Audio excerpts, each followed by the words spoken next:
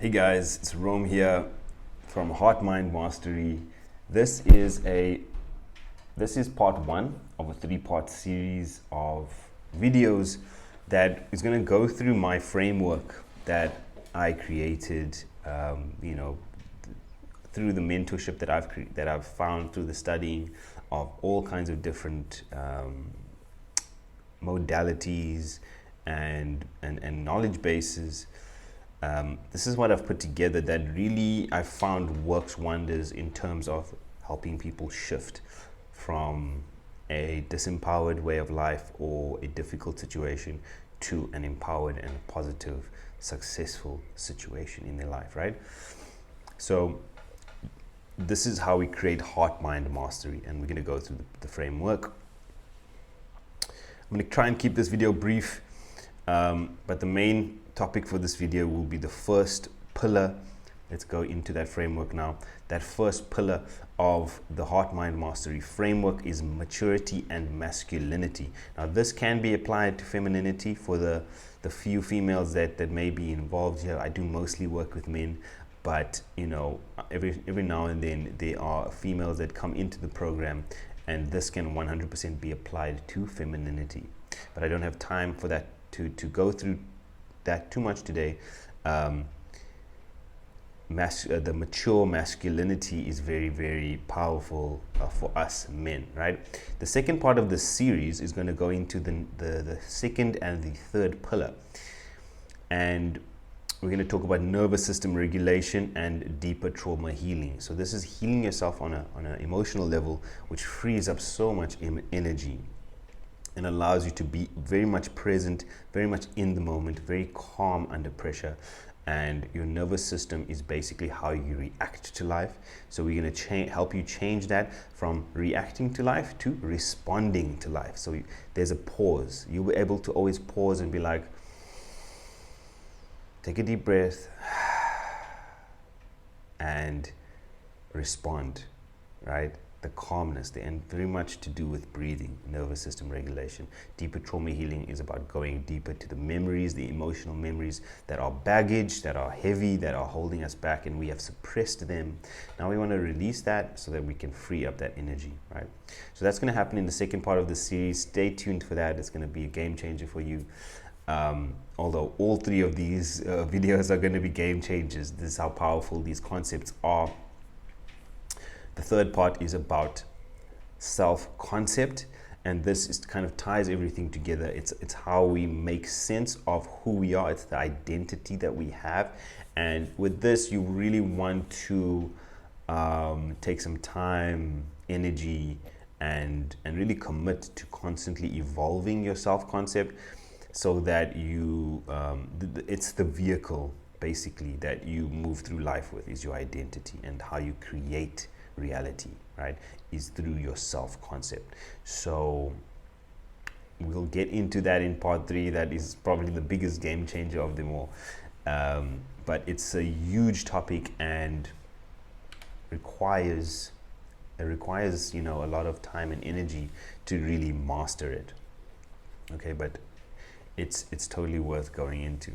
So leading up to that self-concept, that ideal self that you're going to be creating for yourself, we want to get a couple of things going along the way, and those are the other three pillars, right? So the first pillar is maturity and masculinity. Let's first go into maturity. What's it all about?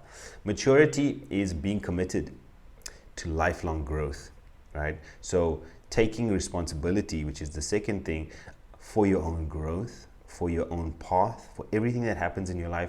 Radical responsibility, right? When you take radical responsibility, you become the king of your reality. You become the king of your own life, okay? Because the king is the responsible one, right? The third thing is emotional intelligence. So see, the immaturity, generally they don't understand their emotions. They don't know how to ground themselves, how to be present with their own emotions. Therefore they suppress it. The immature person suppress emotions, and then it comes out in toxic behaviors, right? Because you can't just suppress your emotions forever. It will come out and it will bite you. So we as people who are becoming more and more mature, we take full responsibility for our emotions, and we actually are able to tap into empathy in a powerful way. Okay, let's move on to masculinity. What is masculinity, right? It's our gender identity, right? So this is obviously for what they call cis people or cis males who identify as being male, right? And I cannot speak for people who are gender fluid or have an alternative gender identity. I'm speaking now to straight men who, you know, want to be masculine. And it's the attributes of being a provider, being a protector, these are the cultural influences, right? The archetypes. So you get the warrior archetype, right? He's disciplined, he's protective, he is devoted to a higher cause, you know, he's skilled, he works on his skills, he's strong, he strengthens himself, he's disciplined, right? The king, he's benevolent, he blesses, he takes care of, he provides, he makes order, he creates discipline for his people, you know, things like that. Personal expression being the third thing, which is kind of like having the authenticity to be who you are, right? So it's about confidence in yourself, right? So these are a couple of things. It's not everything, obviously, that goes into masculinity, but we can start looking at these archetypes. We can look at the identity that comes with it, and when you apply that to maturity, you get the mature masculinity, right? Mature masculinity is taking the concept of masculinity and maturity, bringing it together. It's basically the boy becoming the man, or the son becoming the father, the prince becoming the king, right? It requires emotional resilience. You take full responsibility of your own emotions. You become internally validated, which means that you're not reacting constantly to the external environment. You are internally validated. It is the way you feel about yourself, the way you speak to yourself, the way you treat yourself, that gives you your confidence, and it's got nothing to do with anything external, right? And that develops emotional resilience to anything that's happening in your life. Authenticity, it's about being real with who you are, being honest, like letting yourself be. We don't have to hide away. We are worthy of authenticity and of people seeing us and us taking up space in the world, right? Empathy and understanding, right? So that's the softer side of things. Being able to really love and care for the people who are your family or your community, etc. And this is very powerful, obviously. And brings that fulfillment that we need in our life, right? And often our purpose, which is a big part of masculinity and maturity, our purpose comes from how we connect who we are to the community or the collective of humanity, right? All right, let's keep going. That's mature masculinity. Now, immature masculinity, we've got a lot of examples of we have more examples of way more examples of immature masculinity than we have of mature masculinity.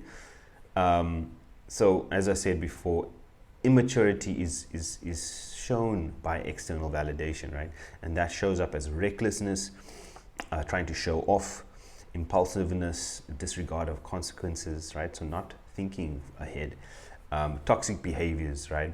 And the toxic behaviors is the result of the emotional suppression. So the toxic behaviors, being harmful and aggressive to other people, oppressive, you know, bullying, so much being greedy, all of these things, being lustful.